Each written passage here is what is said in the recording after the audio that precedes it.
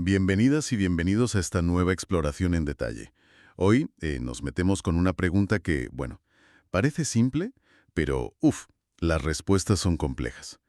¿Dónde acaba la atmósfera de la Tierra y dónde empieza el espacio?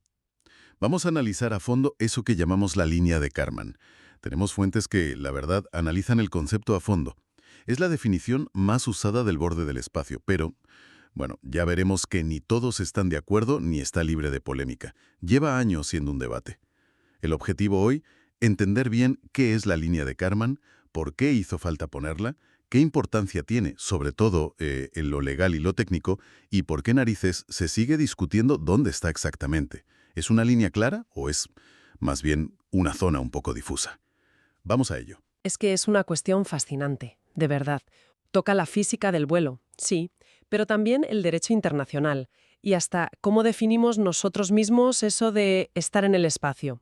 No es solo un número, una altitud y ya está. Es un intento de poner, digamos, un orden conceptual a una transición que es natural, que es gradual. Vale, pues empecemos por el principio, por lo básico. ¿Qué es formalmente la línea de Kármán? Pues mira, es la definición estándar, la que más se acepta a nivel internacional, para marcar el límite entre la atmósfera y el espacio. La estableció la FAI, la Federación Aeronáutica Internacional. Ah, la FAI, los que llevan los récords de aviones y cohetas, ¿no? Y son 62 millas, más o menos, sobre el nivel medio del mar. Y el nombre, claro, es por Theodor von Kármán, un ingeniero y físico húngaro-estadounidense que fue, bueno, un pionero total en aeronáutica y astronáutica. Entendido. Y la FAI la usa para distinguir, ¿no? Aeronáutica por debajo, astronáutica por encima de 100 kilómetros, algo así, como una frontera administrativa en el cielo. Exacto. Para ellos esa es la línea, para homologar récords, regular actividades, pero es súper importante entender que es una convención, un acuerdo. No hay una barrera física ahí arriba a los 100 kilómetros, ni nada que cambie de golpe. La atmósfera se va haciendo más y más tenue poco a poco cuanto más subes. De hecho, es curioso porque el propio von Kármán, basándose en la física pura del vuelo, calculó un límite teórico para que un avión pudiera volar con alas. Y le salía más bajo, unos 83,8 kilómetros. ¿Ostras? Sí, la cifra de 100 kilómetros fue una cosa que vino después, ya en los 60, más bien por ser un número redondo práctico. Vaya. O sea que la línea que todos conocemos por su nombre no es exactamente la que él calculó con la física. Aquí la cosa se pone interesante. Porque si es una convención, un número redondo, y no una frontera física clara, ¿por qué esa necesidad de ponerla? ¿Para qué sirve realmente? Pues la razón principal, como ya decías antes, es legal y regulatoria. Necesitas una línea, aunque sea por acuerdo, para saber qué leyes aplicas. Una cosa son los aviones, que están bajo la soberanía del país sobre el que vuelan, su espacio aéreo, Claro. y otra muy distinta son las naves espaciales, que se rigen por el derecho espacial internacional, el Tratado del Espacio Exterior y todo eso. Que curiosamente ese tratado no dice dónde empieza el espacio exterior, ¿verdad? Exacto, no lo define. Pero en la práctica, casi todas las organizaciones internacionales, las agencias espaciales, la ONU en sus debates, suelen usar los 100 kilómetros de la FAI o algo muy parecido como referencia. Ah, claro, el tema de la jurisdicción. Recuerdo que Andrew G. Haley, un pionero del derecho espacial, llamó a esto la línea jurisdiccional de Kármán, ya por 1963. Decía que era difícil fijarla con precisión, la comparaba con el nivel del mar o las mareas, pero que esta era mucho más compleja. Precisamente. Haley decía que había que mirar más cosas aparte de la sustentación de las alas que estudió von Kármán. Hablaba de, pues, cómo es el aire ahí arriba, si un ser humano puede sobrevivir, factores que ayudan a decidir dónde acaba el espacio aéreo. En la práctica, legalmente.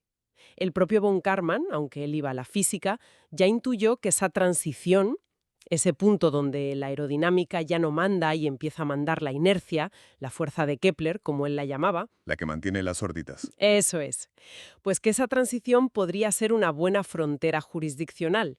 Von Kármán puso un ejemplo muy bueno en su autobiografía con el avión cohete X-2 de Kincheloe, ¿no fue?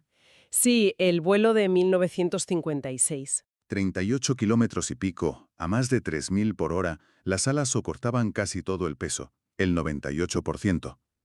Era vuelo atmosférico puro. Pero él calculó que si ese avión llegaba a 91 kilómetros, unas 57 millas, la cosa cambiaba totalmente. Casi no habría aire para las alas. Y la inercia sería la que mandará, soportando el peso. Es el ejemplo perfecto para entender la física clave. Un avión normal necesita aire pasando por las alas para sustentarse contra la gravedad. Ajá, Pero claro, subes y el aire es cada vez menos denso. Muchísimo menos. Así que, para conseguir la misma sustentación, tienes que ir mucho, mucho más rápido. entiendo. Y llega un punto en que, para volar, para mantenerte arriba, en ese aire casi inexistente, necesitas ir tan rápido horizontalmente que la fuerza centrífuga, la misma que mantiene a los satélites en órbita, empieza a ser igual o más importante que la poquísima sustentación que te dan las alas. Justo ahí está el meollo físico. Es donde cambia el tipo de vuelo. En 1956, von Karman presentó un estudio clave sobre los límites aerotérmicos del vuelo. O sea, no solo miraba la sustentación, sino también el calor brutal por la fricción con las pocas moléculas de aire a velocidades hipersónicas. Claro, que eso también es un límite importante. Y analizó a qué velocidad y altitud se podía mantener un vuelo continuo. Lo bastante rápido para sustentarte, pero no tanto como para achicharrarte por la fricción. ¿Y le salió alguna cifra concreta para esa transición en ese estudio? Sí. Su gráfico, que se basaba en lo que había entonces, como el X2, mostraba un punto de inflexión bastante claro. Alrededor de los 83,8 kilómetros, unos 275.000 pies. Calculó que por encima de esa altitud, la velocidad mínima que necesitabas para tener algo de sustentación con las alas ya era tan alta que en la práctica esa velocidad te metía en órbita. ¡Qué bueno! Y por debajo, pues todavía dependías sobre todo de las alas y del aire. Así que esos 84 kilómetros más o menos eran un límite físico y de ingeniería muy relevante, con la tecnología de los años 50. Es fascinante, de verdad. O sea, que la línea no solo marca dónde empieza el espacio por convención, sino que se basa en un cambio real en cómo te mantienes arriba, donde la aeronáutica se convierte en astronáutica. Correcto. Y es interesante que Andrew Haley, cuando usó el término línea de Karman, basándose en ese estudio del 56, ya era consciente de que esos 83,8 kilómetros eran teóricos y que dependían mucho de la tecnología de la época. Él mismo mencionó que los cálculos usaban datos del Bell X2, la resistencia al calor de los materiales de entonces. O sea que con mejor tecnología la cifra podría cambiar un poco. Podría variar, sí.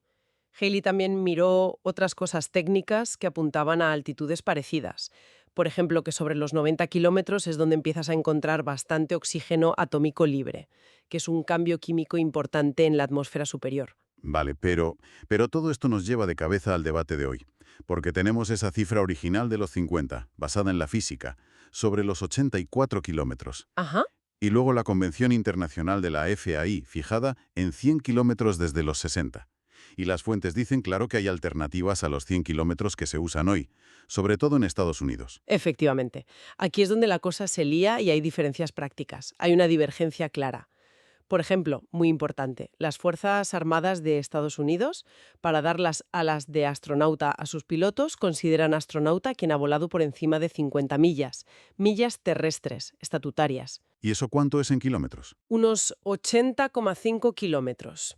Y no es un número al azar, ¿eh? Coincide bastante bien con el límite entre dos capas atmosféricas, la mesosfera abajo y la termosfera arriba.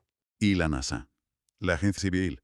¿Usa los 100 kilómetros de la FAI o los 80 de los militares? Pues la NASA se alineó con los militares. En 2005 adoptó oficialmente las 50 millas, los 80,5 kilómetros, como el límite para considerar a alguien astronauta.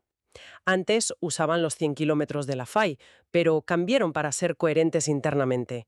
Sobre todo porque a veces militares y civiles volaban juntos en misiones experimentales que pasaban de 80 kilómetros, pero no llegaban a 100. Tuvo consecuencias prácticas, ¿no? Lo de los pilotos del X-15. Claro, permitió darles las alas de astronauta de forma retroactiva a pilotos míticos del X-15 de los 60. Gente como McKay, Dana, Joseph Walker hicieron vuelos que pasaron de sobra los 80 kilómetros. Walker llegó a 108 kilómetros. Pero en su día no les dieron el título de astronauta con el estándar FAI de 100 kilómetros. Con el cambio de la NASA se reconoció su hazaña. Un ajuste histórico interesante, sí. Pero, a ver, ¿y la FAA? La Administración Federal de Aviación de Estados Unidos, que regula la aviación civil y ahora también el turismo espacial comercial. ¿Qué línea usa? Pues aquí otra capa más de complejidad. La FAA, para regular los vuelos suborbitales comerciales con pasajeros, piensa en Virgin Galactic, Blue Origin, Sí. ahí sí usa la línea de 100 kilómetros o 62 millas. O sea, para dar las alas de astronauta comercial a los pasajeros de esos vuelos, tienen que pasar los 100 kilómetros. Entonces, resumiendo, tenemos 100 kilómetros FAI y FAA para turismo espacial y unos 80 kilómetros militares de EUSA, NASA.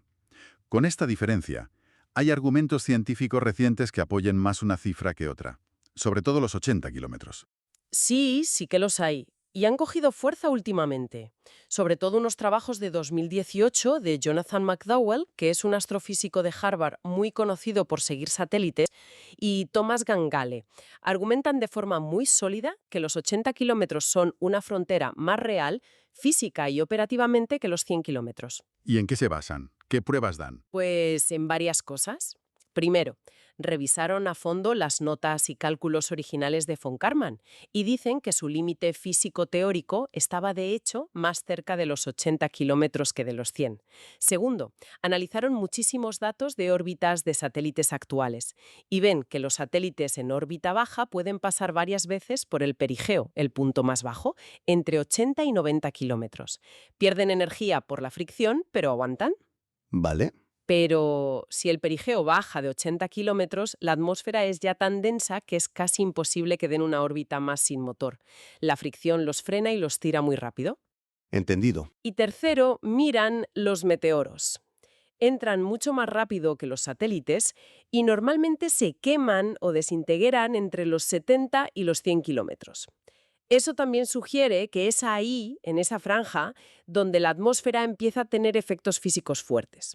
Así que la física que vemos hoy parece apuntar más a los 80 kilómetros como el punto donde la atmósfera muerde de verdad. Son argumentos potentes, la verdad. Conectan la línea con cosas que se ven, con datos de ahora, no solo cálculos de hace 70 años. Y esto ha tenido eco en la FAI, los que mantienen los 100 kilómetros oficiales. Sí, bastante eco. A raíz de esos trabajos, la FAE sacó un comunicado en 2018 reconociendo que los argumentos eran válidos y que había que revisar el tema. Propusieron hacer una conferencia con la Federación Astronáutica Internacional, la IAF, para explorar a fondo la cuestión y ver si los 100 kilómetros seguían siendo lo mejor. ¿Y se hizo esa conferencia? Pues que se sepa públicamente o no se hizo o no llegó a conclusiones firmes. La definición oficial de la FAI, hoy por hoy, sigue siendo 100 kilómetros. El debate sigue abierto internacionalmente. Entendido. Y aparte de esta lucha entre 80 y 100 kilómetros, ¿hay otras definiciones o propuestas? ¿Quizá en derecho espacial? Sí, se ha pensado en otras formas, sobre todo en discusiones teóricas. Una idea es definir el límite de forma más funcional, sin un número fijo. Por ejemplo, decir que el espacio empieza en el perigeo más bajo que puede alcanzar un vehículo espacial en órbita. Suena lógico, pero ¿cómo debajo? Ahí está el problema. Esa definición la usa el ejército de Estados Unidos en algunos documentos, pero sin dar una cifra. Y es ambiguo. ¿Qué vehículo? ¿Cuánto tiempo tiene que aguantar? Por ejemplo, si quieres que un satélite dé al menos una vuelta completa en órbita circular sin motor, necesitas estar a unos 150 kilómetros, mucho más arriba, por la fricción constante. Uf, claro. Definir una frontera legal clara y que todos acepten sigue siendo complicado. Y algunos actores clave, como el gobierno de Estados Unidos, siempre han sido un poco reacios a poner una línea legal fija y dura entre su espacio aéreo y el espacio internacional, quizá por flexibilidad estratégica. Parece que prefieren cierta ambigüedad, sí. Muy interesante. Oye, y una pregunta que sale sola. ¿Todo esto de la línea de Karman es solo para la Tierra o hay algo parecido en otros planetas con atmósfera? Muy buena pregunta. La línea de Karman, con sus 80 o 100 kilómetros, es para la Tierra. Pero el principio físico de fondo, La transición entre sustentación por aire y fuerzas orbitales. eso, ese principio es universal. Vale para cualquier planeta o luna con atmósfera, sea como sea. Por eso, algunos científicos han intentado calcular altitudes equivalentes para otros sitios del sistema solar. Usan la misma física, pero con los datos de las atmósferas de allí. En una atmósfera finísima, menos del 1% de la nuestra en superficie, Casi nada. Pues las estimaciones de su línea de Kármán marciana andan entre 80 kilómetros según unos cálculos y 113 kilómetros según otros. Y para Venus, que es lo contrario, una atmósfera súper densa y masiva, las cifras son muchísimo mayores. Se habla de 250 kilómetros o incluso 300 kilómetros o más. ¡Wow! ¡Qué diferencia! Refleja perfectamente cómo la densidad y la escala de la atmósfera de cada planeta cambian totalmente a qué altitud se da ese punto crítico para el vuelo y la órbita. Fascinante, sí. Entonces, si hacemos balance de todo esto, la línea de Kármán, que parecía una simple raya a 100 kilómetros, resulta que es una mezcla complejísima. Hay física atmosférica, hay limitaciones de la ingeniería de mediados del siglo XX, hay una necesidad legal y de regulación muy clara, y hay un debate científico y técnico que sigue hoy muy vivo. Es menos una línea clara en el cielo y más, una convención humana. Útil, sí, pero imperfecta. Un intento de poner orden en una transición que en realidad es totalmente gradual. Lo has clavado. Refleja muy bien cómo necesitamos poner fronteras, sean físicas o legales, y cómo esas fronteras dependen tanto de lo que sabemos como de lo que podemos hacer y necesitamos en cada momento. El debate entre 80 y 100 kilómetros no es solo académico. Refleja que entendemos mejor la atmósfera y las órbitas, sí, pero también que cada vez hay más actividad humana justo ahí, en esa zona límite. Satélites muy bajos, aviones hipersónicos, turismo suborbital. Exacto.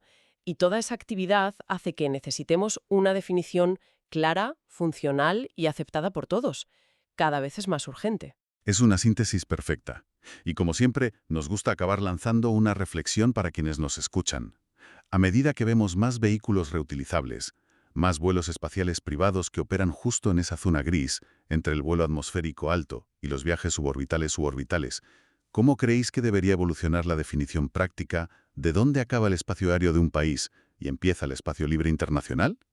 Más allá del número exacto que pongan los papeles, ¿qué implicaciones nuevas legales, de seguridad, de tráfico, pueden surgir cuando haya muchos vehículos cruzando habitualmente esa zona tan debatida, entre los 80 y los 100 kilómetros? Es sin duda una de las preguntas clave para el futuro cercano de cómo vamos a gestionar el espacio próximo a la Tierra. La tecnología avanza muy rápido y las definiciones legales y operativas tendrán que ponerse las pilas para no quedarse atrás o generar problemas. Es un tema apasionante y complejo al que seguro habrá que seguir prestando muchísima atención.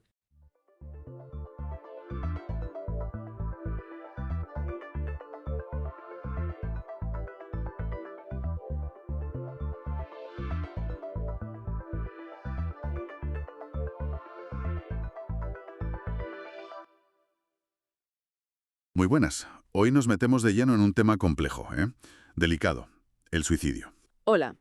La idea es explorar la información que hemos recopilado, sobre todo de fuentes como Wikipedia, para intentar entender un poco mejor todas sus caras. Exacto. Vamos a ver definiciones, factores de riesgo, prevención, su impacto, todo basándonos en lo que dicen estos textos. Eso es. Y es fundamental, como dices, tratarlo con sensibilidad, pero también con rigor. Nos vamos a centrar en desgranar los datos, el contexto que nos dan las fuentes, sin juicios, para facilitar una comprensión más profunda. Vale. Pues vamos a ello. Empecemos por lo más básico que señalan las fuentes, la definición. El acto de quitarse la propia vida intencionadamente. Pero ojo, que hay matices. Sí, la terminología es importante aquí. Se habla, por ejemplo, de intento de suicidio, de un tercero ayuda indirectamente. O la eutanasia, que implica un papel más activo de ese tercero. Y también la ideación suicida. Claro, que son esos pensamientos sobre terminar con la propia vida, pero sin que haya acciones activas todavía. Y todo esto se engloba a veces en el término suicidalidad, que es como el riesgo general que puede tener una persona. Y las fuentes destacan algo que me parece muy interesante sobre el lenguaje, ¿verdad? Sobre cómo hablamos de esto. Muchísimo. Es que el lenguaje crea realidades.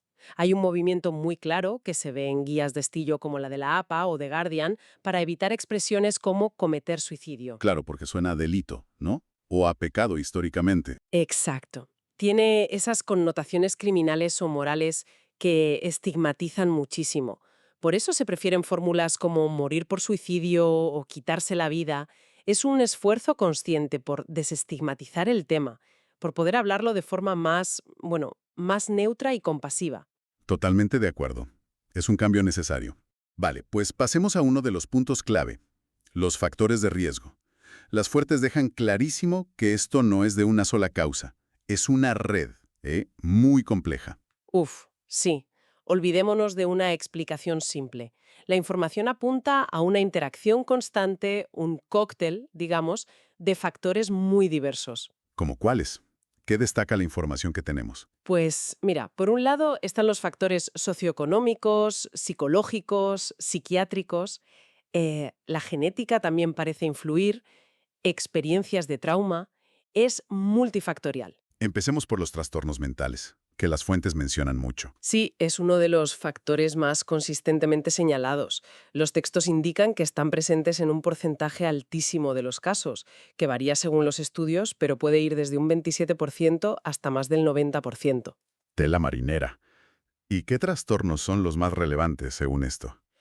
Pues sobre todo la depresión mayor, el trastorno bipolar, que multiplica el riesgo por 20, según algunos datos, también la esquizofrenia, que lo aumenta unas 14 veces, los trastornos de personalidad, especialmente el trastorno límite de la personalidad, TLP, el TOC, el estrés postraumático.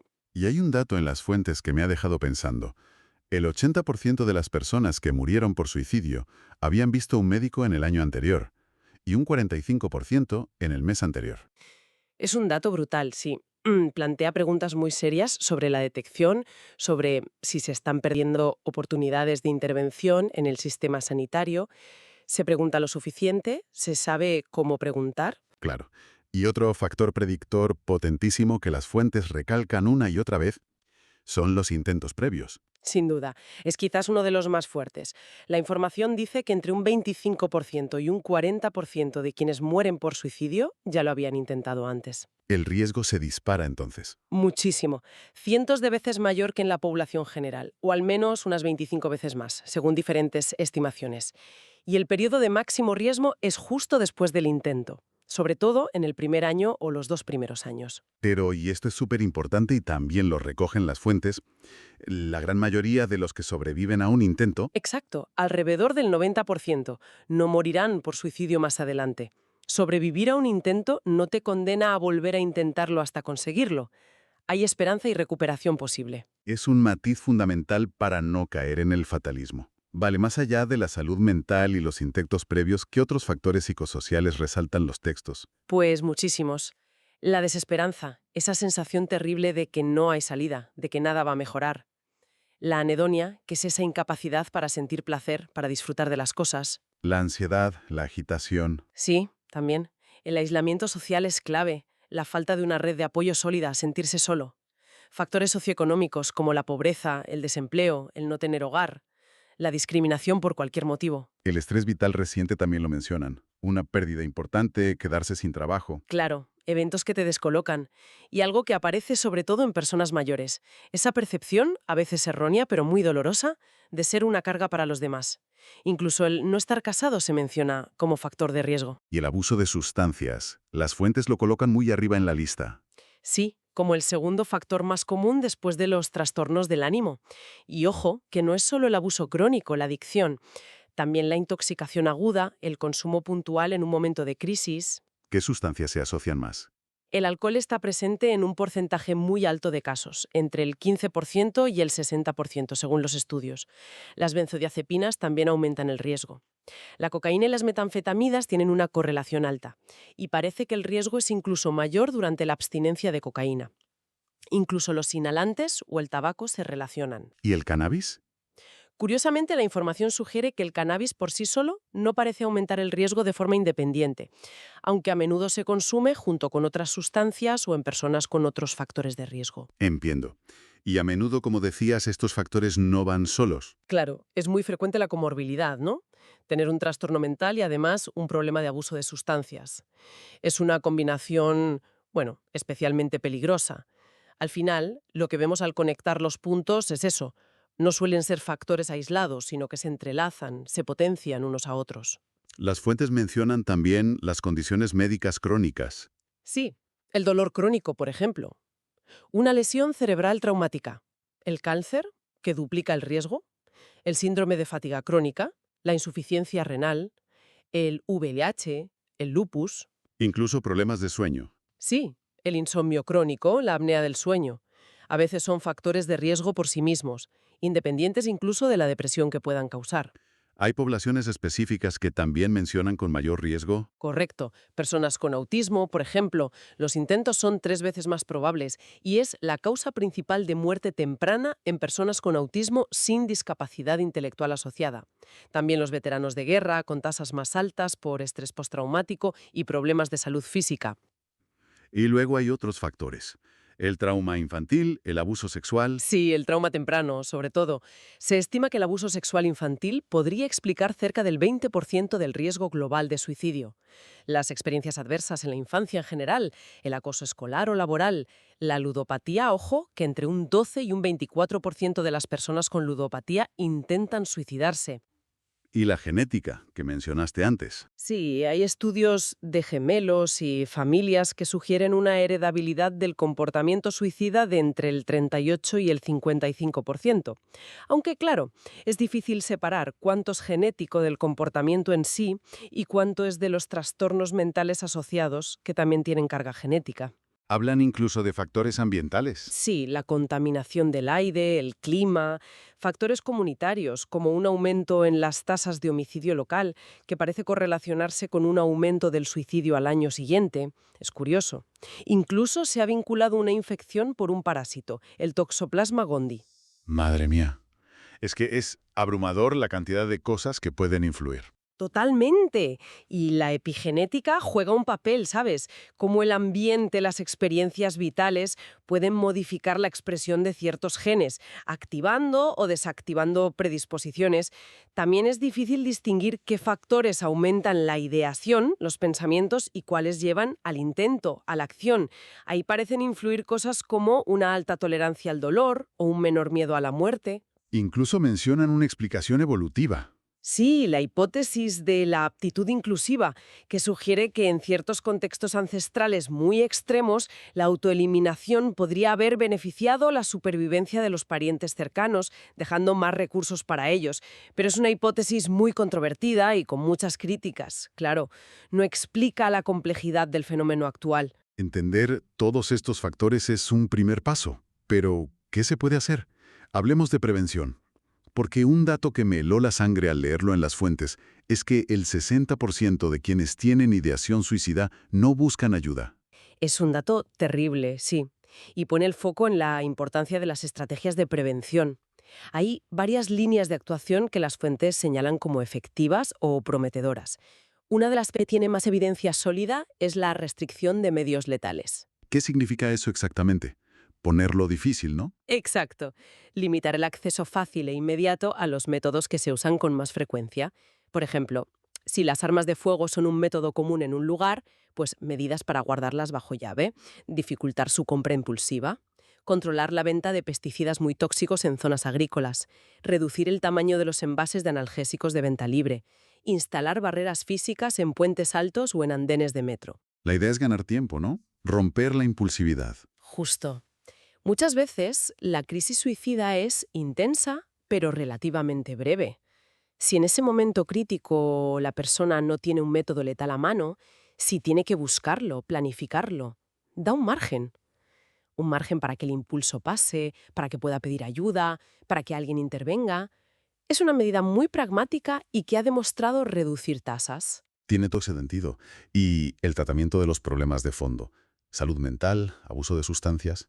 Fundamental, claro. Abordar la raíz del sufrimiento. Las fuentes mencionan terapias específicas que han mostrado eficacia. La terapia dialéctica conductual, la DBT, parece especialmente útil en adolescentes y en personas con trastorno límite de la personalidad, que a menudo tienen comportamientos autolesivos recurrentes. ¿Y fármacos? También, el litio ha demostrado reducir el riesgo de suicidio en personas con trastorno bipolar y depresión recurrente. La clozapina es un antificótico que parece tener un efecto protector específico en personas con esquizofrenia. Mencionaste antes la controversia con los antidepresivos y SRS. Sí, es un tema complejo y que generó mucha alarma en su día. La información que tenemos sugiere que, sobre todo en niños, adolescentes y adultos jóvenes menores de 25 años, al inicio del tratamiento podría haber un ligero aumento del riesgo de ideación o comportamiento suicida. Pasan de, digamos, 25 casos por cada 1.000 a unos 40 por cada 1.000. Que sigue siendo bajo, pero es un aumento. Huir el riesgo. Y la depresión no tratada es un factor de riesgo mucho mayor. Entonces, la conclusión suele ser que los beneficios generalmente superan los riesgos. Pero es crucial una supervisión médica muy estrecha al empezar el tratamiento, sobre todo en jóvenes. Hay que vigilar mucho. Vale.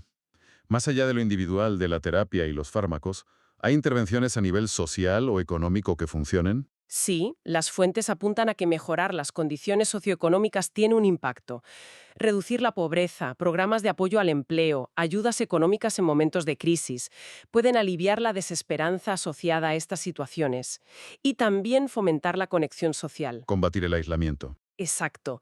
Programas comunitarios, centros de día, voluntariado, cualquier cosa que ayude a las personas a sentirse parte de algo, a tener relaciones significativas.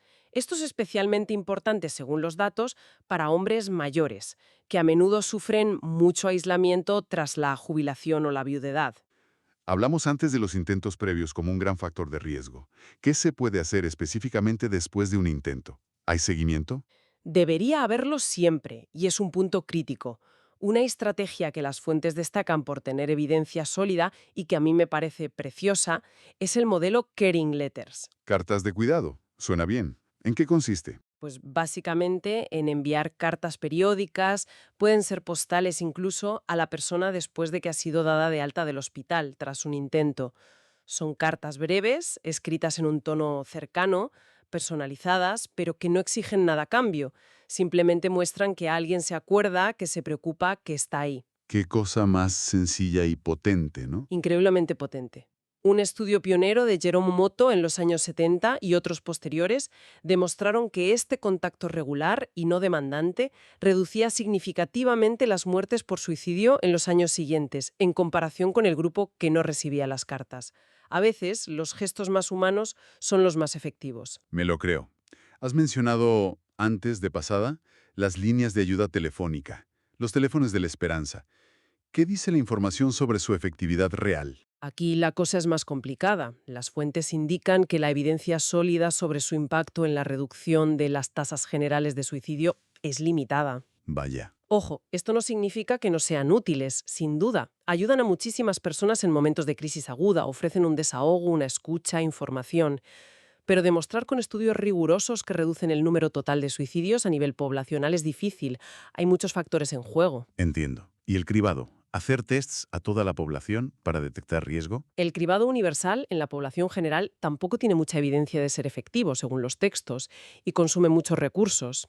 Sí puede ser útil hacer cribado en entornos de alto riesgo, como en urgencias médicas o psiquiátricas, usando cuestionarios como el Inventario de Depresión de Beck u otros específicos de riesgo suicida.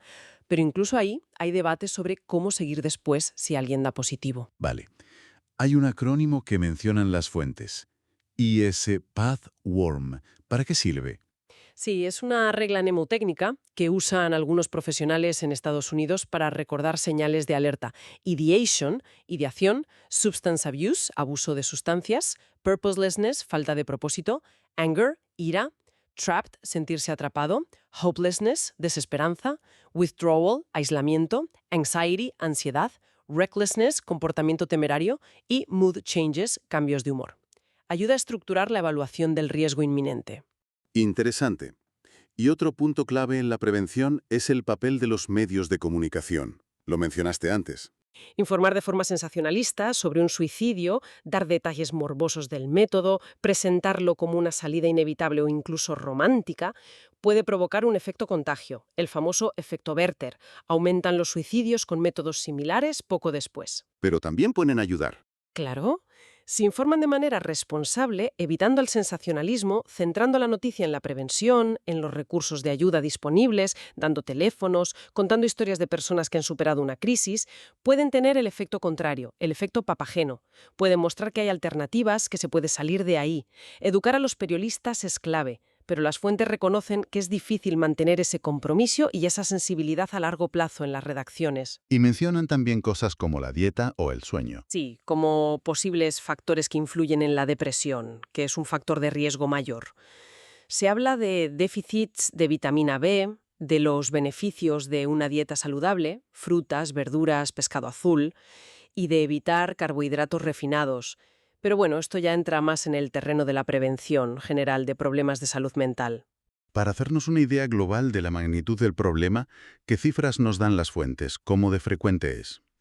Pues a nivel mundial, las fuentes indican que es aproximadamente la 10ª causa de muerte. Esto supone un 1,5% de todas las muertes que ocurren en el mundo cada año. Un 1,5%. Parece poco, pero en números absolutos debe ser enorme. Lo es, hablamos de cerca de 800.000 muertes por suicidio al año, según datos de 2016 que citan. Es más gente que la que muere en guerras o por homicidios, por ejemplo. Y ojo, que aunque el número absoluto ha subido respecto a 1990, porque somos más población, la tasa ajustada por edad, en realidad, ha bajado un poco a nivel global. Y por cada muerte, ¿cuántos intentos? Se calcula que entre 10 y 20 millones de intentos no fatales cada año en todo el mundo. Una barbaridad. La punta del iceberg es la muerte, pero el sufrimiento que hay debajo es inmenso. Son cifras que sobrecogen. Hay diferencias importantes por género. Muchísimas. Es una de las diferencias más marcadas. Globalmente mueren más hombres por suicidio que mujeres. La ratio es de casi 1,8 hombres por cada mujer. Casi el doble. Sí. Y en los países occidentales, esta brecha es aún mayor. Mueren 3 o 4 veces más hombres que mujeres. En mayores de 65 años, la diferencia puede ser de hasta 10 veces más hombres. Pero las mujeres lo intentan más. Eso parece indicar la información, sí. Las mujeres realizan intentos de suicidio entre 2 y 4 veces más que los hombres. La explicación que se suele dar es que tienden a usar métodos menos letales, lo que resulta en más intentos que no acaban en muerte. ¿Hay excepciones a esta regla de género? Sí, China es la excepción más notable que citan las fuentes. Allí la ratio es de 0,9, es decir, mueren ligeramente más mujeres que hombres por suicidio, sobre todo mujeres jóvenes en zonas rurales, asociado a veces al fácil acceso a pesticidas. Y también mencionan un riesgo muy elevado en la población LGTBIQ+. Sí, es un dato alarmante y consistente en muchos estudios. Las tasas de ideación e intento de suicidio son significativamente más altas que en la población heterosexual y cisgénero. En personas transgénero se habla de tasas de intento a lo largo de la vida que pueden llegar al 40%. El estigma, la discriminación, la falta de aceptación tienen un impacto devastador. Tremendo. Y por edad. Se suele asociar mucho a los jóvenes. Sí, y en parte es cierto. El suicidio es una de las principales causas de muerte, a veces la segunda, en adolescentes y adultos jóvenes, entre 15 y 29 años en muchos países desarrollados. El número absoluto de suicidios en esa franja de edad es alto. Pero las tasas más altas no son necesariamente en jóvenes, ¿no? Exacto. Las tasas muertes por cada 100.000 habitantes suelen ser más elevadas en la mediana edad o, sobre todo, en personas mayores, por encima de los 70 u 80 años. Especialmente en hombres blancos en países como Estados Unidos, donde la tasa más alta se da en hombres de más de 80. Aunque esto también varía mucho geográficamente. En algunos países del sudeste asiático, por ejemplo, hay más suicidios en mujeres jóvenes que en mayores. La geografía marca mucho, entonces. Muchísimo. Las tasas varían enormemente de un país a otro. En 2015, Europa en general tenía las tasas más altas. Países como Groenlandia, Lituania, Corea del Sur, Japón, Hungría han tenido históricamente tasas muy elevadas. ¿Y dónde ocurren la mayoría de los suicidios en número absoluto? El 75% de los suicidios del mundo ocurren en países de ingresos bajos y medios, según las fuentes, simplemente por volumen de población.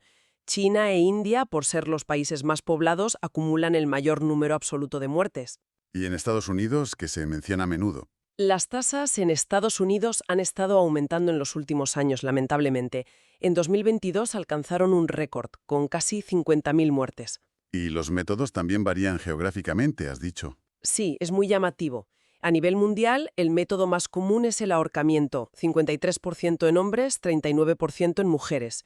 Pero en países en desarrollo, sobre todo en Asia rural, el envenenamiento por pesticidas es muy frecuente, supone el 30% de los suicidios globales. Y en Estados Unidos, las armas de fuego. Exacto. Son el método en aproximadamente la mitad de todos los suicidios en EV, 56% en hombres, 31% en mujeres. En Suiza también eran comunes, aunque parece que están bajando. Y en ciudades muy verticales como Hong Kong o Singapur, el salto desde altura es un método relativamente frecuente. Conocer estas diferencias es crucial para enfocar bien la prevención, como la restricción de medios. Todo esto nos lleva a pensar en cómo hemos llegado hasta aquí, cómo ha cambiado la visión sobre el suicidio a lo largo de la historia y en distintas culturas. Las fuentes dan alguna pincelada. Sí, y es un recorrido fascinante. En la antigüedad clásica, en Atenas o Roma, las visiones eran mixtas. Había suicidios considerados honorables, como el de Sócrates o Séneca, y otros condenados, sobre todo se afectaban al Estado, como los soldados. Luego en el Imperio Romano tardío se empezó a criminalizar más. Y con el cristianismo la condena se endureció mucho, ¿no? Totalmente. Se interpretó el mandamiento «no matarás» como una prohibición absoluta, incluso de la propia vida. Se consideró un pecado gravísimo contra Dios, que es quien da la vida. Durante siglos, a las personas que murieron por suicidio se les negaba el entierro en Camposanto, se confiscaban sus bienes. Un estigma terrible. Una carga moral y social enorme para las familias. Inmensa. La doctrina actual de la Iglesia Católica, por ejemplo, es más matizada. Reconoce que factores psicológicos graves pueden disminuir la responsabilidad moral de la persona, pero la condena del acto en sí persiste. ¿Cuándo empezó a cambiar esta visión? La Ilustración fue un punto de inflexión. Filósofos como David Hume cuestionaron abiertamente las prohibiciones religiosas, argumentando a favor de la autonomía individual en ciertas circunstancias. Luego, durante el siglo XIX, en Europa, hubo un cambio gradual en la percepción.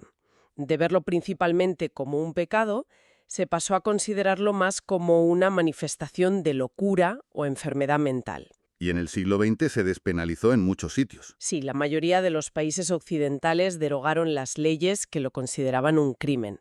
El Reino Unido, por ejemplo, lo hizo en 1961.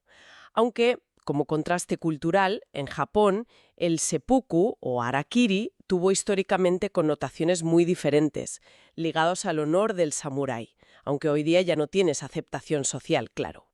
¿Y cómo estamos hoy legal y socialmente, según lo que indican las fuentes? Legalmente, como decíamos, el acto en sí ya no es delito en la mayor parte de Europa y el mundo occidental. Sin embargo, sigue siéndolo en algunos países, a menudo de mayoría musulmana. El intento de suicidio también es delito en lugares como Malasia, aunque parece que están en proceso de despenalizarlo, e incluso Corea del Norte lo criminalizó como traición en 2023. El debate legal actual está más en el suicidio asistido, ¿no? Exacto. El suicidio asistido, donde el médico proporciona los medios, y la eutanasia, donde el médico administra la sustancia, son legales bajo condiciones muy estrictas y controladas en unos pocos países como Países Bajos, Bélgica, Suiza, Canadá y algunos estados de EU. Es un debate ético y legal muy complejo y en constante evolución. ¿Y las religiones hoy en día? Las posturas siguen siendo diversas. Las tradiciones abrahámicas, judaísmo, cristianismo, islam, mantienen en general una visión negativa, aunque, como decía, con matices sobre la responsabilidad personal si hay enfermedad mental grave. El islam lo prohíbe explícitamente, es haram. ¿Y otras religiones? El hinduismo lo desaprueba en general, pero tiene una práctica ancestral llamada prayobhavesa, un ayuno hasta la muerte bajo condiciones muy específicas de desapego y enfermedad terminal que es aceptada. El jainismo también tiene una práctica similar llamada santara. En general, las fuentes sugieren que ser religioso puede ser un factor protector contra el suicidio. ¿Por qué? Por la condena doctrinal. Puede ser en parte por eso, pero sobre todo por la conexión social, el apoyo comunitario y el sentido de propósito que muchas religiones ofrecen a sus fieles. Los musulmanes practicantes, por ejemplo, suelen tener tasas de suicidio más bajas, aunque los datos no son siempre robustos. Y la filosofía también ha debatido mucho sobre esto. Claro, desde Kant, que lo consideraba inmoral por ir contra el deber de preservar la propia vida, hasta John Stuart Mill, que defendía la autonomía individual siempre que no dañara a otros. Hume y otros argumentaron sobre su posible racionalidad en ciertas circunstancias extremas. Es un debate que sigue abierto. A pesar de la despenalización y de que sabemos más, el estigma sigue ahí. Muchísimo. Las fuentes hablan de suicidismo para referirse a las actitudes negativas, la discriminación y la patologización de las personas que tienen ideación o intentos de suicidio. Sigue siendo un tema tabú en muchas familias y círculos sociales. Hay silencio, vergüenza, miedo, y eso dificulta enormemente que la gente pida ayuda o que su entorno sepa cómo reaccionar, cómo preguntar sin juzgar. Y mencionan también el papel de Internet. Sí, como un arma de doble filo. De nuevo, existen sitios web y foros que promueven activamente el suicidio, incluso facilitan pactos suicidas online. Se estima que un 11% de los sitios relacionados con suicidio son pro-suicidio. Es algo muy peligroso. Pero por otro lado, Internet también puede ofrecer apoyo anónimo, comunidades de ayuda mutua, acceso a información y recursos. Y hay lugares físicos emblemáticos, ¿no? Sí, tristemente. El Golden Gate en San Francisco, el bosque Aokigara en Japón, el puente sobre el río Yangtze en Nankín, son lugares que atraen a personas en crisis. La buena noticia es que en muchos de estos sitios se han instalado barreras físicas preventivas y parece que funcionan para reducir el número de suicidios allí. Entonces, si intentamos juntar todas las piezas que nos han ido dando las fuentes, ¿cuál sería la idea final, el resumen? Pues yo creo que la idea central es sin ninguna duda la complejidad, que no hay una causa única, ni una respuesta simple, ni una solución mágica. Es una interacción terrible y dolorosa de muchísimos factores, biológicos, psicológicos, sociales, culturales, históricos. Y que la prevención tiene que ser igual de compleja, ¿no? Actuar en muchos frentes. Exacto. Desde mejorar la atención a la salud mental y el apoyo individualizado, hasta cambiar las condiciones sociales que generan desesperanza, restringir el acceso a medios letales, educar a la población y a los medios. Y sobre todo, creo, requiere que perdamos el miedo a hablar del tema. Hablar con conocimiento, con respeto, con compasión. Has mencionado factores biológicos, psicológicos, sociales. Y revisando toda esta información, hay una reflexión final que apuntan las fuentes que me ha parecido, bueno, inesperada, casi inquietante. Sí. Es esa mención breve a comportamientos en otras especies animales. Desde bacterias que se suicidan para liberar toxinas contra un huésped, hasta insectos sociales como algunas hormigas u obreras de termitas. Las termitas soldado que explotan para defender la colonia, ¿no? Eso es. O áfidos que hacen lo mismo para proteger a sus parientes. Comportamientos que implican una autodestrucción aparentemente programada en beneficio del grupo. Obviamente, y esto hay que subrayarlo mucho, el debate sobre si esto es remotamente comparable al suicidio humano, con toda su carga de intencionalidad, de sufrimiento consciente, de contexto cultural, es enorme y muy delicado. Probablemente no lo sea. Claro, la intencionalidad humana es clave. Totalmente. Pero la pregunta que flota en el aire y que la propia información parece sugerir como vía de investigación futura es si el estudio de estas conductas extremas en otros seres vivos, esas raíces biológicas profundas de la autoeliminación por el bien aparente del grupo, si eso podría, quizás muy a largo plazo, ofrecernos alguna perspectiva, alguna pista inesperada sobre los mecanismos más básicos, más biológicos, que en situaciones límite pueden contribuir a que un ser humano llegue a ese punto de ruptura. Es una pregunta abierta, casi filosófica, que emerge de los propios datos. Una pregunta que desde luego da que pensar, y que nos recuerda lo mucho que nos queda por entender. Cerramos entonces esta inmersión profunda recordando la importancia de basarnos en la información rigurosa, la necesidad continua de investigar, pero sobre todo la urgencia de la comprensión, la empatía y la compasión ante una realidad tan profundamente humana y dolorosa.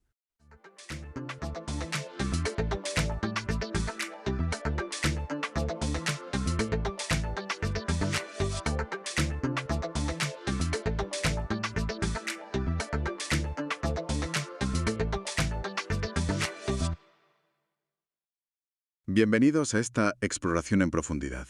Hoy nos sumergimos en un universo que, bueno, ha marcado la imaginación de millones de personas. El Señor de los Anillos de J.R.R. Tolkien. Hola, un universo fascinante, desde luego. Tenemos un material de base muy completo, ¿eh? Una visión general que nos va a permitir analizar a fondo esta obra cumbre de la alta fantasía. Sí, hay mucho de dónde tirar, la verdad. Nuestra misión hoy es, bueno, ir un poco más allá de la trama, que seguro que mucha gente ya conoce. Queremos entender cómo nació esta epopeya, ¿sabes? Su viaje, que no fue nada fácil, hasta publicarse. Nada fácil, ¿no? Las reacciones tan dispares que provocó y sobre todo por qué sigue siendo tan relevante. A ver, hablamos de más de 150 millones de copias vendidas. Una barbaridad.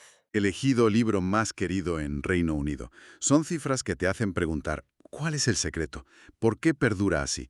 Empecemos por el principio, ¿te parece? Perfecto, vamos allá. Pues, sorprendentemente, todo empieza con una petición bastante sencilla, ¿no? Una secuela para El Hobbit. Exacto. El libro infantil de Tolkien de 1937 había sido un éxito y los editores, Allen & Unwin, pues querían más. Más hobbits, más aventuras de ese estilo. Pero claro, lo que empezó como un nuevo Hobbit en diciembre de 1937 Se descontroló, digamos. se transformó en algo muchísimo más grande. Es que, mira, Tolkien llevaba ya desde 1917, 20 años antes, desarrollando en secreto toda una mitología. El famoso Legendarium. Eso es, su mitopea, como él la llamaba. Con el Silmarillion como la gran historia de fondo. Y El Señor de los Anillos pues acabó siendo la última gran pieza de esa narrativa enorme. O sea, que no fue una ocurrencia. No. Al principio quizás sí, empezó como una simple secuela, pero enseguida conectó con todo ese material previo y empezó a tirar de él, incorporando la historia, las lenguas, la profundidad de ese mundo que ya existía en su cabeza. Se convirtió en el gran relato que cerraba ese ciclo mitológico. Y la escritura fue, bueno, una auténtica maratón. 12 años, has dicho. Entre 1937 y 1949. 12 años sí, y hay que pensar lo que dices tú, que Tolkien no era un escritor profesional que se dedicara solo a eso. Claro, era profesor en Oxford. Exacto, con sus clases, sus tutorías, y encima corregía exámenes para sacar un dinero extra. Imagínate, escribía a ratos cuando podía. Normal que tardara tanto. Y con múltiples borradores, ¿no? Y casi geológico, de ir añadiendo capas, revisando.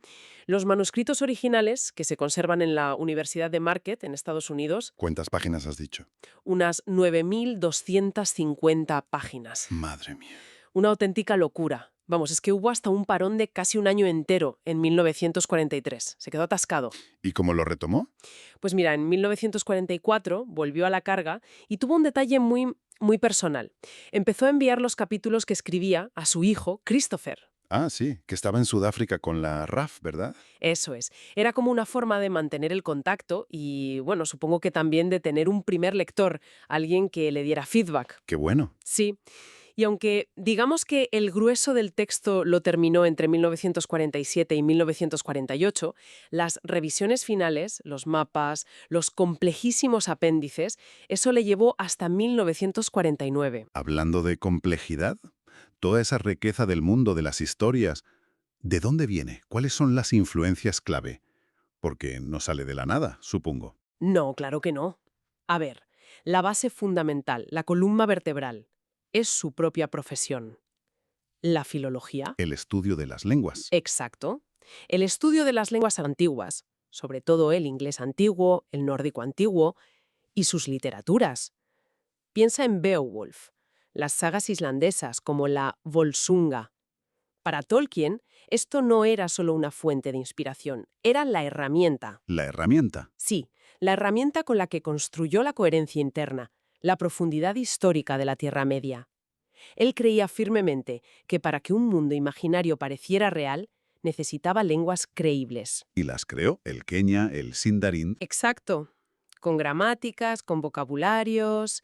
Fue un trabajo brutal de lingüista aplicado a su ficción. Eso le da una solidez que pocas obras de fantasía tienen. Pero no solo filología, ¿no? Has mencionado otras cosas. Claro, bebió de muchísimas fuentes, mitologías diversas, la celta, la eslava y, muy importante, la finlandesa. El Kalevala le fascinaba, su sonoridad, su estructura épica. Ajá.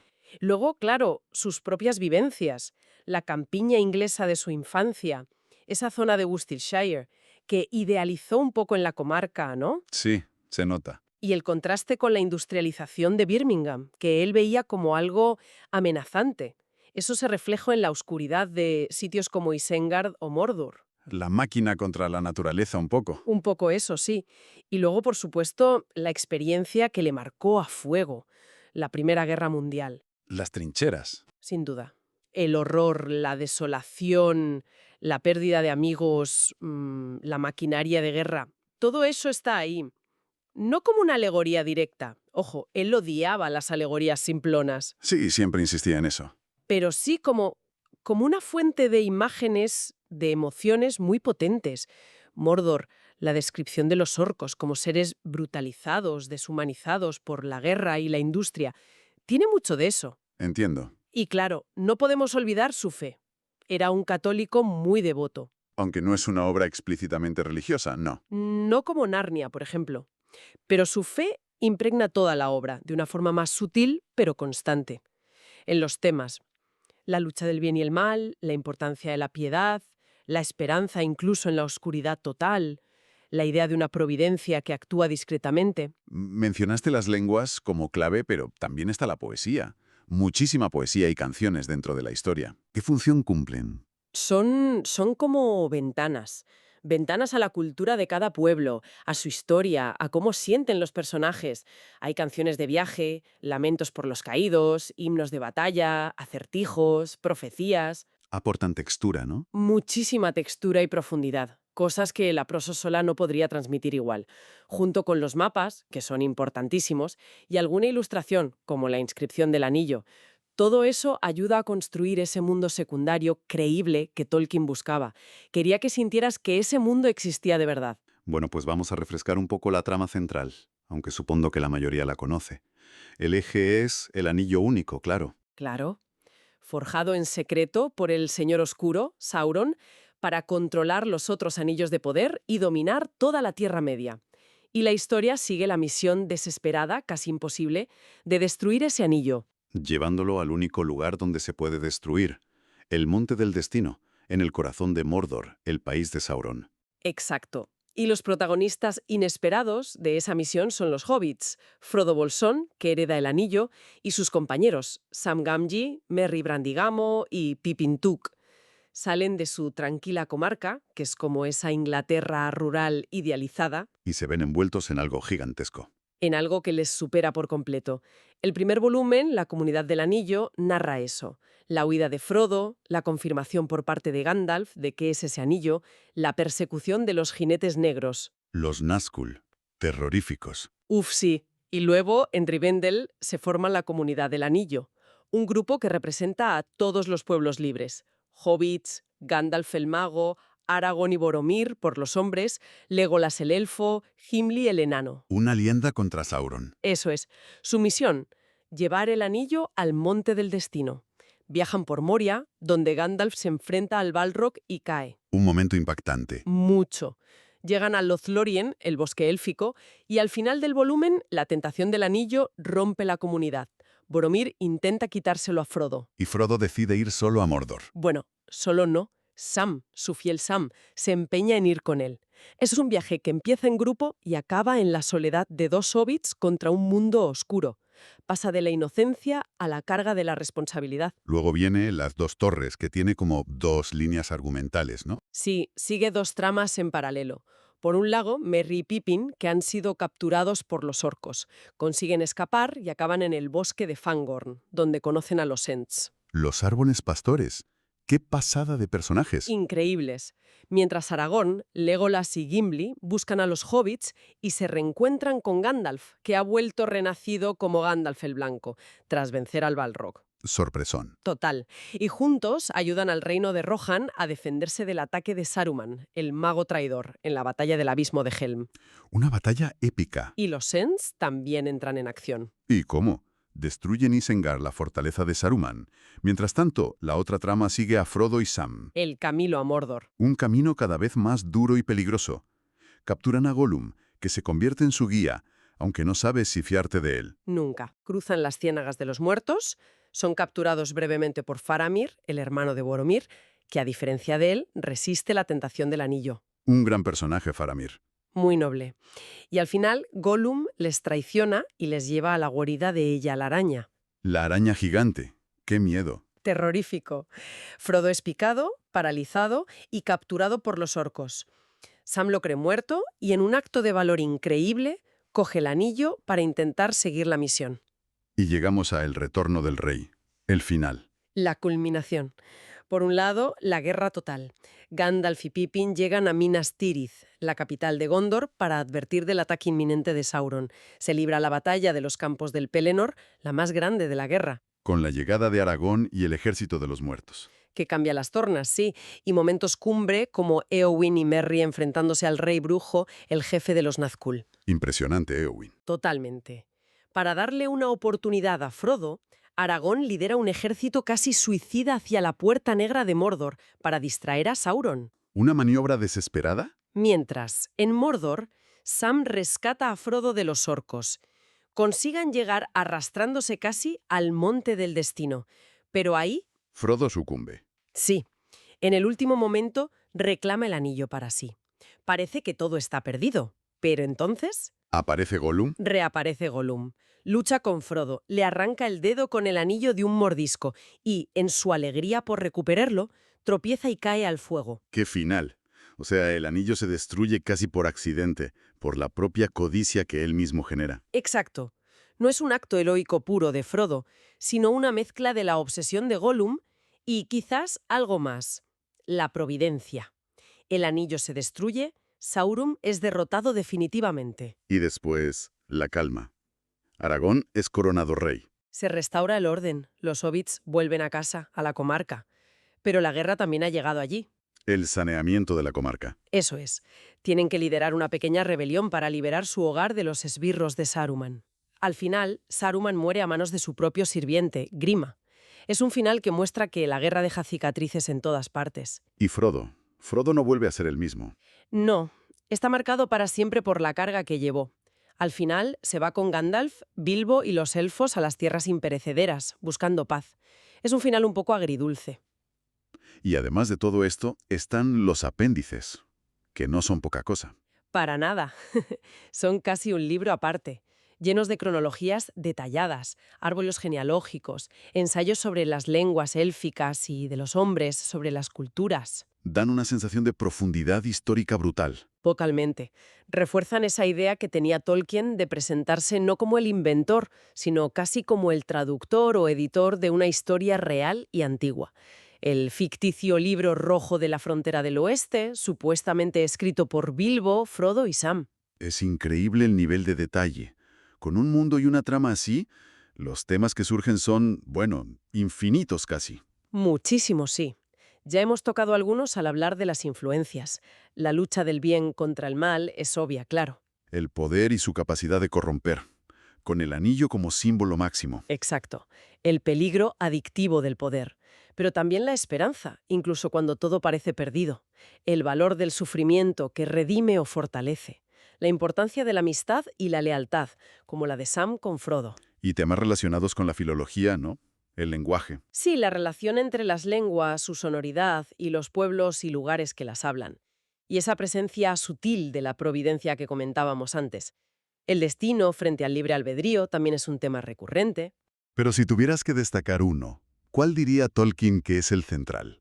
Él mismo lo dijo en sus cartas. El tema fundamental para él era la muerte y la inmortalidad. Ah, mira. Sí, es algo que recorre toda la obra. El contraste entre la mortalidad de los hombres, que él veía como un don de Dios, aunque difícil de aceptar, y la longevidad casi infinita de los elfos, que al final es una especie de condena a presenciar el deterioro del mundo. Y la caída de los que intentan escapar a la muerte o dominarla, como Sauron o los Nazgûls. Justo. Buscan una inmortalidad artificial y acaban deshumanizados. También es clave la idea de la esperanza contra esperanza, ¿no? La eucatástrofe, como él la llamaba. Y la importancia de los pequeños, los hobbits, salvando el mundo. Eso es. Gente corriente haciendo cosas extraordinarias por necesidad, no por buscar gloria. Es un mensaje muy potente. Y siempre insistiendo en evitar la alegoría fácil. No quería que se leyera como «El anillo es la bomba atómica» o «Sauron es Hitler». Odiaba eso. Prefería hablar de aplicabilidad. La historia no es la Segunda Guerra Mundial, pero puede aplicarse a la experiencia de la guerra o a cualquier lucha contra la tiranía. No es la industrialización, pero puede aplicarse a la destrucción de la naturaleza. Deja que el lector conecte con su propia experiencia. Exactamente. Cada persona, en cada época, puede encontrar resonancias distintas. Y yo creo que eso es parte del secreto de por qué sigue funcionando tan bien hoy en día. Pero bueno, no todo el mundo lo vio así. La obra ha recibido críticas y algunas bastante duras, ¿no? Sí, sí, desde el principio y a lo largo del tiempo. Una crítica muy recurrente es la del papel de las mujeres. Que es una historia de hombres para hombres y que las mujeres son secundarias o idealizadas. Es una crítica que se ha hecho mucho. Aunque, por otro lado, hay quien defiende la fuerza y la importancia de personajes como Galadriel, que es poderosísima, o Éowyn, que desafía su rol y lucha en batalla, o Arwen, cuyo destino está ligado al de Aragorn y al futuro de los hombres. No son las protagonistas del viaje físico principal, pero sí tienen peso. Tienen peso e influencia, desde luego. Pero es verdad que el foco principal está en los personajes masculinos. Es un debate que sigue abierto. También se le ha acusado de escapismo, de darle la espalda al mundo moderno, a la vida urbana. Sí, de ser una fantasía un poco reaccionaria, digamos, que idealiza un pasado rural y jerárquico. Tolkien se defendía diciendo que la fantasía no era una huida, sino una recuperación, una forma de ver la realidad de una manera más profunda. Y luego están las acusaciones más serias. Racismo. Uf, sí.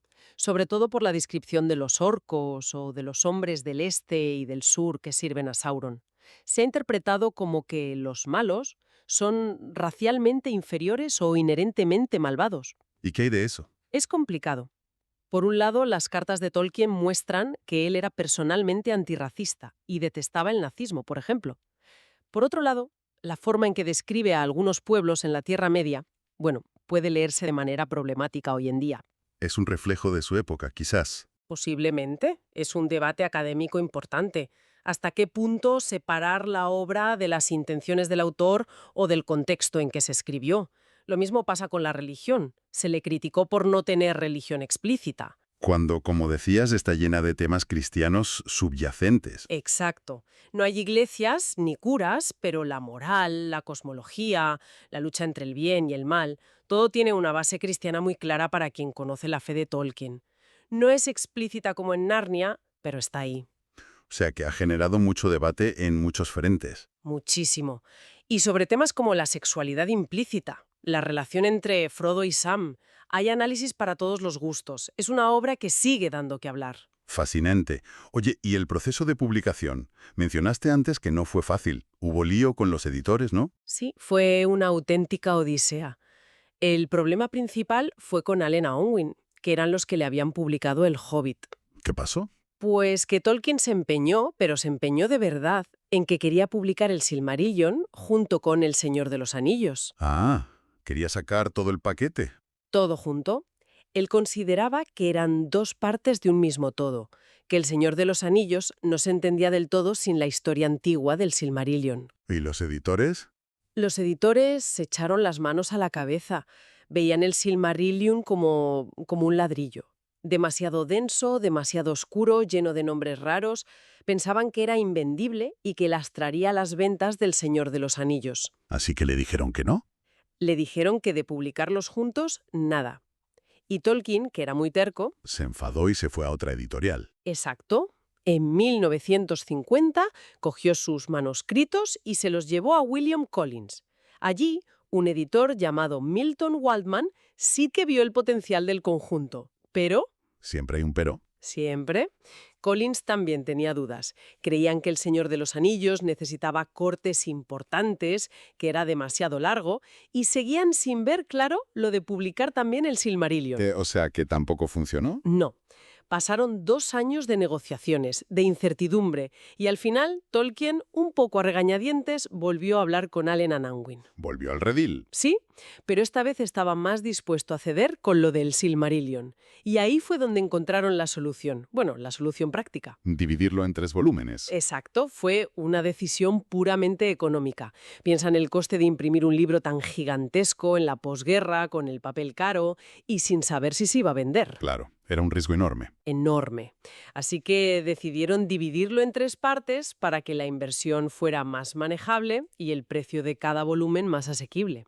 Así salieron La Comunidad del Anillo en julio de 1954 Las 2 torres en noviembre de 1954.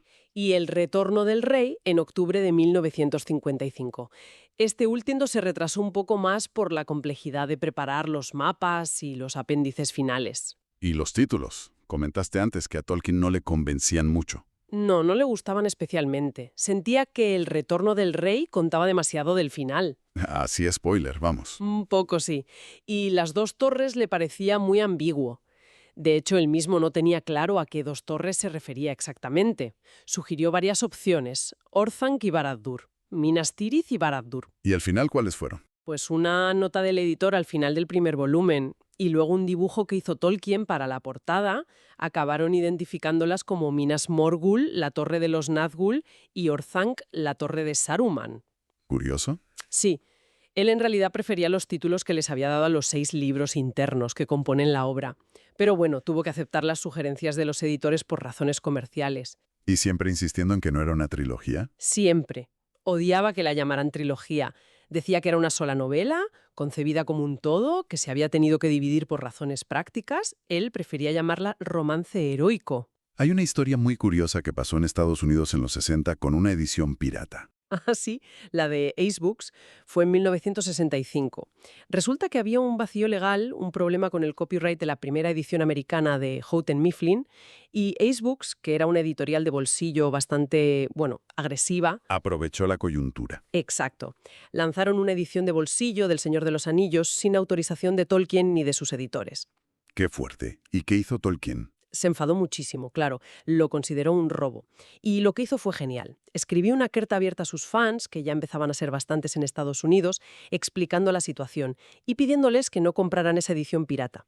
Movilizó a los fans. Totalmente. Y la respuesta fue increíble. Hubo una campaña masiva de cartas a Ace Books, boicots. La presión fue tal que Ace Books tuvo que retirar su edición y acabó pagando una compensación simbólica a Tolkien. O sea que los fans ganaron. Sí. Y lo más curioso es que todo este lío, Acabó dándole más publicidad. muchísima más, impulsó la publicación de la edición autorizada de bolsillo de Ballantine Books, que además incluía una nota del propio Tolkien pidiendo a los lectores que compraran esa versión y no la pirata. Y esa sí que fue un éxito. Un éxito descomunal. Se vendió como rosquillas, especialmente en los campus universitarios. Se convirtió en un fenómeno cultural y consolidó la segunda edición, que Tolkien había revisado en 1965, como el texto definitivo. Fue un punto de inflexión clave para su popularidad masiva. Hablemos ahora de la recepción. Porque ya has apuntado que no fue un camino de rosas al principio. Las críticas iniciales fueron mixtas, ¿no? Mixtas tirando a polémicas, sí. Hubo gente que lo vio clarísimo desde el principio. W. H. Auden, el poeta que había sido alumno suyo, la aclamó como una obra maestra y una de las mayores obras de ficción imaginativa del siglo XX. El Sunday Telegraph también le dio una crítica muy buena. Pero también hubo palos. Palos muy gordos. Críticos literarios influyentes de la época la pusieron, a caer de un burro.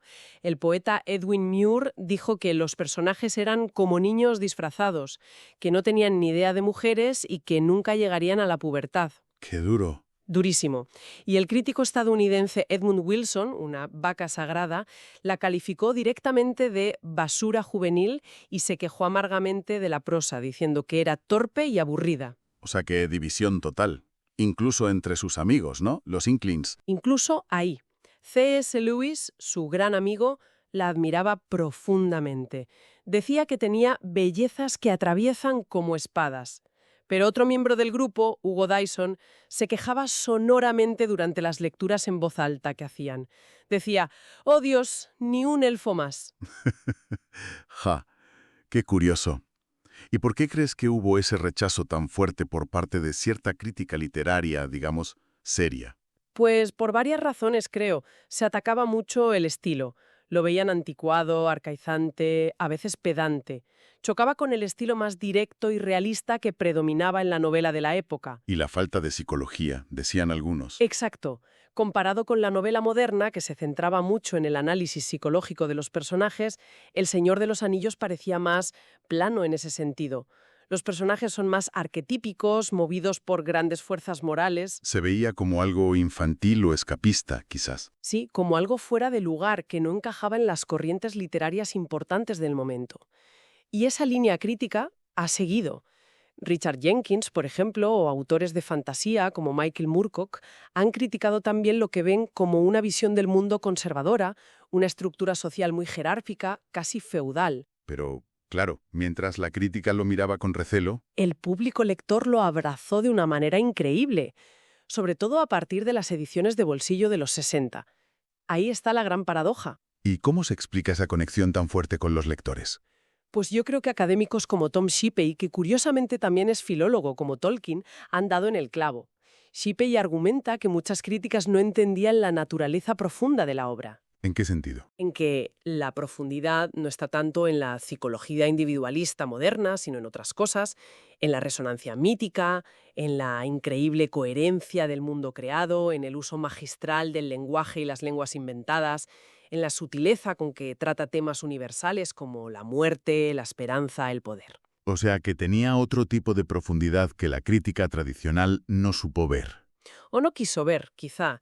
Evidentemente, algo en esa mezcla única de aventura épica, trepidante, un mundo secundario fascinantemente detallado y un trasfondo temático muy rico. Algo ahí tocó una fibra muy, muy profunda en millones de personas. Y eso pesó más que el escepticismo de la élite cultural. Y el legado que ha dejado bueno, es inmenso.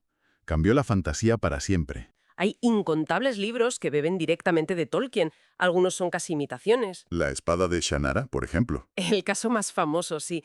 Pero la influencia va mucho más allá de la literatura. Piensa en los juegos de rol. Dungeons and Dragons. Claro, D&D adoptó razas enteras, halflings, elfos, enanos, orcos, monstruos, la idea de la compañía de aventureros, todo viene de ahí. Y lo mismo pasa con los videojuegos. Muchísimos. Zelda, Warcraft, The Elder Scrolls. La sombra de Tolkien es larguísima. Larguísima. Es difícil encontrar una obra de fantasía posterior en cualquier medio que no le deba algo, consciente o inconscientemente. Y el impacto cultural más allá de la fantasía, mencionaste antes los lemas de los 60. Sí, Frodo vive, Frodo Gandalf presidente. Fue muy curioso cómo se convirtió en un ícono inesperado de la contracultura hippie y universitaria en los 60 y 70. Y a Tolkien le hacía gracia. No lo entendía muy bien, la verdad. Le desconcertaba un poco que lo asociaran con movimientos pacifistas o ecologistas radicales. Pero es innegable que la obra conectó con ese espíritu de lucha contra el sistema, de valorar la naturaleza frente a la máquina, de camaradería. Y dejó huella en el lenguaje. Sí, términos como tolkieniano o tolkienesco están en el diccionario Oxford. Ha inspirado parodias famosísimas como Board of the Rings, aburrido de los anillos, y ha generado una cantidad de merchandising absolutamente brutal. Y la música también.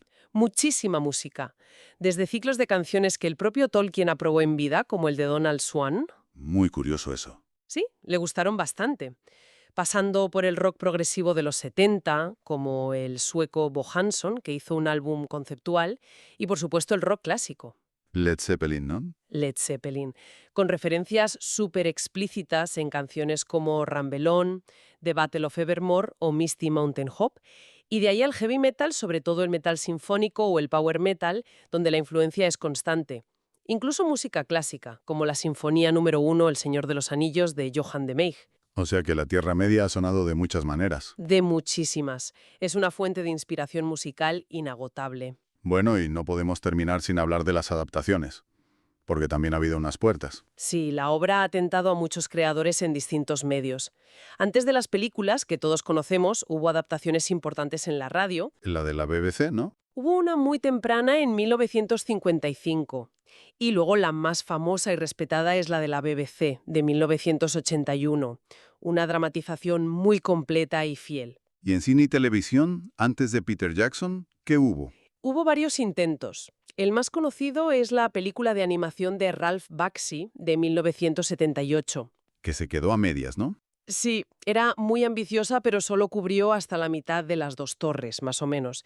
Y visualmente era, bueno, irregular. Usaba rotoscopia, mezclando animación con imagen real tratada. Tenía cosas interesantes, pero el resultado final fue un poco extraño, y la historia quedó incompleta. Luego hubo otra de animación, ¿no? Sí, un especial de televisión de Rankin Bass en 1980 que adaptaba El Retorno del Rey, intentando continuar donde lo dejó Bakshi, pero con un estilo de animación muy diferente, más infantil. Y hubo cosas aún más raras. ¿Cómo qué? Pues una película sueca para televisión en 1971 con actores disfrazados de hobbits. y una adaptación soviética de 1991 que se redescubrió hace poco y que es psicodélica e incluye a Tom Bombadil. No me digas. Y una miniserie finlandesa de 1993 llamada Hobbitit. O sea que intentos ha habido. Pero claro, la que lo cambió todo fue la de Peter Jackson. Sin lugar a dudas, la trilogía cinematográfica de acción real de 2001 a 2003 fue un antes y un después. Un fenómeno global, Éxito de taquilla y de crítica brutal. descomunal. Recaudó miles de millones y la crítica se rindió, sobre todo con la tercera, que El Retorno del Rey ganara 11 Oscars, incluyendo Mejor Película. Empatando con Ben-Hur y Titanic. Exacto. Fue algo histórico para el cine de fantasía. Demostró que se podía hacer fantasía épica, de calidad, seria, emocionante y que conectara con una audiencia masiva. Jackson consiguió traducir la escala, la belleza y la emoción del libro a imágenes de una forma espectacular. Aunque, claro, siempre hay debate entre los fans. Siempre. Los puristas siempre encontrarán cambios, omisiones o añadidos que no les gusten. ¿Dónde está Tom Bombadil? ¿Por qué cambiaron esto de Faramir? ¿Y el saneamiento de la comarca? Es inevitable, supongo. Adaptar una obra tan rica y densa. Implica tomar decisiones, interpretar, condensar. Es imposible contentar a todo el mundo. Pero creo que en general se considera una adaptación muy lograda y respetuosa con el espíritu del libro. Y la cosa no ha acabado ahí. La Tierra Media sigue en pantalla. Sigue viva, sí. Más recientemente hemos tenido la serie de Amazon, Los Anillos de Poder. Que ha generado también muchísimo debate. Intensos debates, sí. Ambientada miles de años antes, en la Segunda Edad, y basándose sobre todo en los apéndices. Se toma bastantes libertades creativas. Ha dividido mucho a los fans. Y también está en marcha la película de anime La Guerra de los Rohirrim, para 2024, que contará una historia también de los apéndices. O sea, que el universo sigue expandiéndose. Parece que sí, y no hay que olvidar otras formas de adaptación, como los audiolibros. Hay versiones excelentes, leídas por actores como Rob Inglis o Andy Serkis, que es una maravilla escucharlo leer a Gollum. Sí, tiene que ser genial. Ofrecen otra manera de disfrutar de la riqueza del lenguaje de Tolkien. Exacto. Y incluso ha habido intentos de musicales en teatro, aunque con menos éxito comercial, la verdad. Bueno, pues hemos hecho un viaje bastante completo, ¿eh? Desde esos inicios casi humildes, como una secuela encargada, hasta convertirse en este fenómeno global que es hoy El Señor de los Anillos. Un viaje larguísimo, sí. Queda claro que es mucho más que una simple historia de aventuras con elfos y orcos. Es la creación de un mundo entero, con una profundidad increíble. Es un testimonio del poder de la imaginación humana para construir lo que Tolkien llamaba mundos secundarios, coherentes, detallados, llenos de historia, lenguas, culturas, y que encima abordan temas humanos súper profundos que siguen resonando hoy. Y su propia historia, su viaje desde esas críticas iniciales tan dispares, algunas muy hostiles, hasta el estatus de pilar de la literatura fantástica y de la cultura popular, es fascinante. Fascinante y muy revelador, creo yo. Nos deja pensando. A ver, este contraste tan brutal entre cómo lo recibe una parte de la crítica literaria establecida al principio y la devoción masiva y duradera del público. ¿Qué nos dice eso? Sobre cómo valoramos las obras. Sí, sobre cómo juzgamos la ficción, su valor cultural, su impacto a lo largo del tiempo.